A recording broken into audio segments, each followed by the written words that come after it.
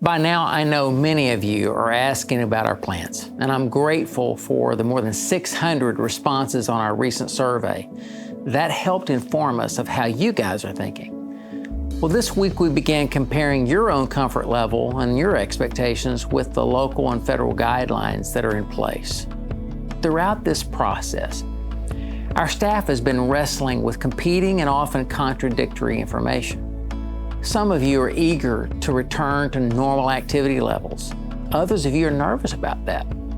Some of you have worn masks religiously, while others of you have a religious aversion to many of the restrictions we've been experiencing.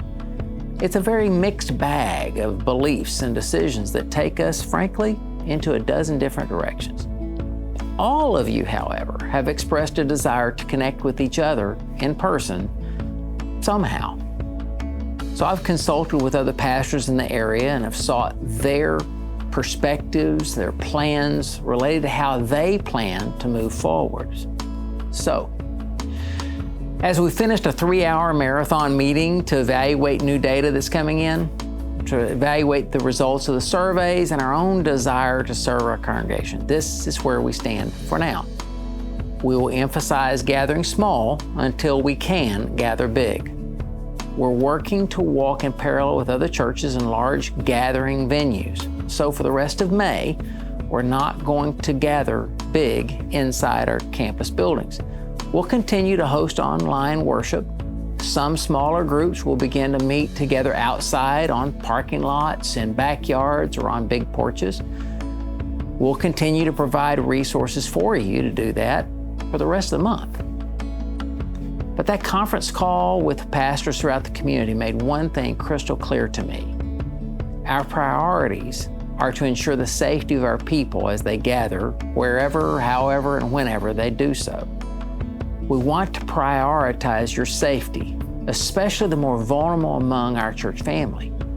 We don't want our church to be responsible for a setback in the number of cases that actually could cause businesses to close again. And we want the moment of our gathering again in our building to feel like a great family reunion that feels like us, rather than something very anticlimactic that frankly doesn't feel like us. So with those things in mind, gathering small is our best option right now. June's a few weeks away. We do know that all other kinds of large gatherings are canceled through June, like sports teams, most graduations, and similar venues like camps. And our staff will continue to assess things and make decisions to help our whole family to gather small until we can gather big again. And everyone wants to know when. So right now, we don't know. What we do know is that online worship and group resources will be coming to you consistently while we gather in small groups. Now, let me ask you to pray for us as we evaluate options. We're all under a great deal of stress. Many of you are convinced of a particular view, and for every one of you, someone else is convinced of the exact opposite view. We feel the charge to provide the healthiest options we can. Our church family has continued to minister to each other and to our community. Your generosity toward benevolence needs have been remarkable. We're still delivering help, encouragement, and spiritual growth opportunities to each other. We're just not gathering big in our church buildings. Please pray for us as we've been praying for you. These are not easy decisions.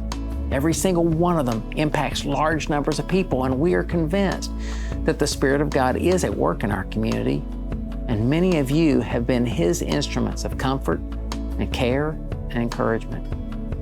I'm very proud of you. We want to gather big. That's the old normal for which we hunger, but until we can, as Hebrews 10:25 says, let's consider how we may stimulate one another to love and good deeds. Let's sow good deeds that create goodwill for the good news. And even as we seek God's direction in this season for our church family, it's clear that our passion and ability to live and love like Jesus is not determined by how our church building is used. Living and loving like Jesus, that, my friends, is exactly what the church family can do best. I'm counting on you.